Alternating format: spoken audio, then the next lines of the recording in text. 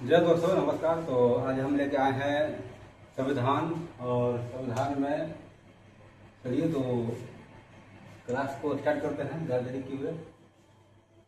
भारत में संप्रभुता जनता में निहित है। परीक्षा उपयोगी क्वेश्चन है, डायरेक्ट परीक्षा में पूछा जा सकता है, ऐसा ही क्वेश्चन लेकर आए हैं। तो चलिए संविधान में डायरेक्ट संविधान में आते हैं। परीक्षा उपयोगी है, विविध टाइप के है। तो चलिए आप लोग याद कीजिएगा, जो कि जैसे कि डायरेक्ट एग्जाम में पूछता है वैसा है। अभी अब धीरे धीरे और बहुत मतलब कि लंबा है, कभी कभी एक 2 महीना में संविधान खत्म होगा।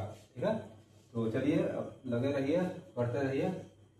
चलिए तो भारत में संप्रभुता जनता में निहित है। ठीक है, भारत में संप्रभुता जनता में निहित है। 26 नवंबर 1949 से संविधान निर्माताओं ने भारतीय संविधान के दस्तावेज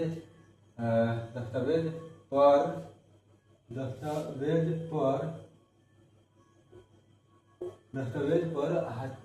हस्ताक्षर किए। ठीक है, संविधान की उद्देशिका में संविधान के अंगीकरण की तिथि 26 नवंबर 1949 दर्ज है।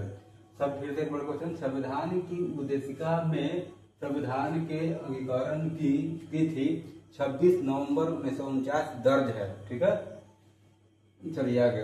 वर्ष 2015 से 26 नवंबर को भारत में संविधान दिवस के रूप में मनाया जाता है।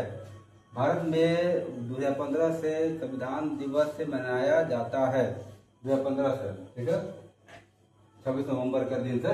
ठीक है, चलिए पहले यह तारीख विधि दिवस के रूप में मनाया जाता था।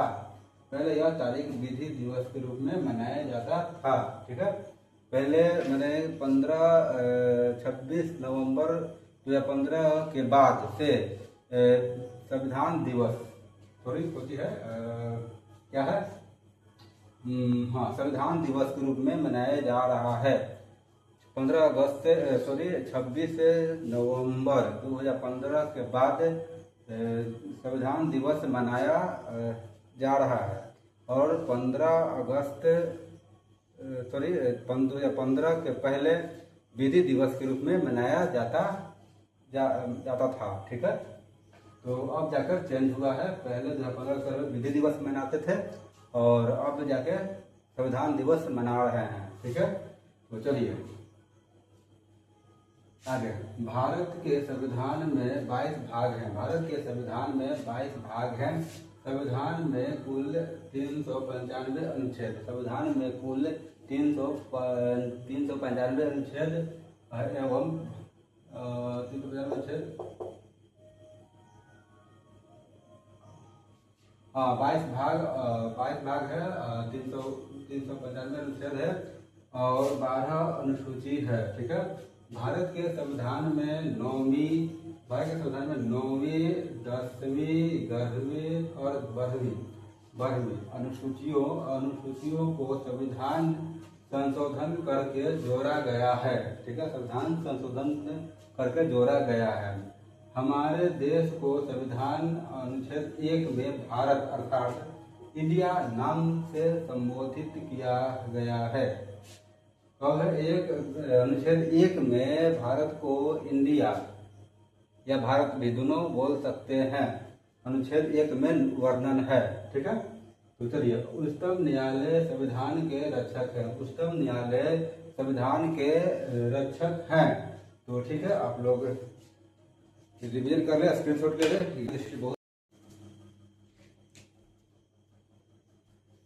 चलिए तो नेक्स्ट में आ जाइए आप लोग।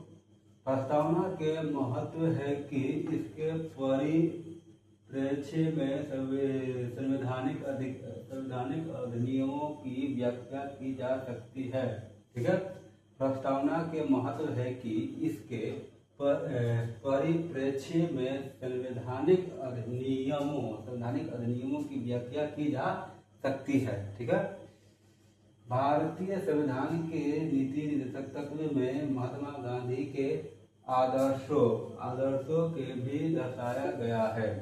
भारतीय संविधान के निर्माताओं में महात्मा गांधी के आदर्शों को दर्शाया गया है। ठीक है, आप लोग नोट करते चलिए। राष्ट्रपति अपना त्याग पत्र उपराष्ट्रपति को सौंपता है और उसकी सूचना लोकसभा को देता है। राष्ट्रपति अपना त्याग पत्र उपराष्ट्रपति को देता है और उसको सूचना लोकसभा में दिया जाता है। मतलब ठीक है, आप लोग नोट करते रहिए। योजना आयोग के पदेन अध्यक्ष प्रधानमंत्री होता है। योजना आयोग के पदेन अध्यक्ष प्रधानमंत्री होता है। योजना आयोग के पदेन अध्यक्ष प्रधानमंत्री होता है। ठीक है, नेक्स्ट क्वेश्चन। भारत का महान्यायवादी देश का प्रथम विधि अधिकारी होता है। भारत का महान्यायवादी देश का प्रथम विधि अधिकारी होता है। ठीक है, महाधिवक्ता राज्य के प्रथम विधि अधिकारी होता है। महाधिवक्ता राज्य के प्रथम विधि अधिकारी होता है। यहाँ राज्य में प्रथम विधि अधिकारी महाधिवक्ता, और भारत में माने केंद्र में कौन हो जाएगा तो महान्यायवादी तो भारत में मतलब केंद्र में, महाधिवक्ता हो जाएगा तो राज्य में। ठीक है, चलिए। दंडित अपराधी के दंड को राज्यपाल क्षमा, विलंबन, परिहार या लघुकरण कर सकता है। ठीक है, छोटा मोटा कार्य वो कर सकता है।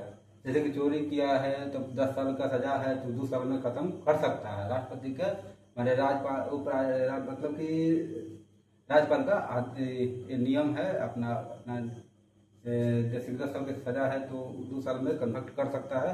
राज्यपाल कर सकता है, छोटा मोटा काम कर सकता है। लेकिन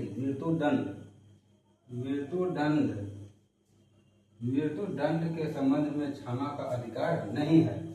क्षमा का अधिकार सिर्फ राष्ट्रपति को है। ठीक है, जो कि भारत का राष्ट्रपति है उनके पास ही है और किसी के पास नहीं है। मृत्युदंड को क्षमा को माफ करना और किसी के बस में नहीं है, सिर्फ राष्ट्रपति के बस में है। ठीक है, तो चलिए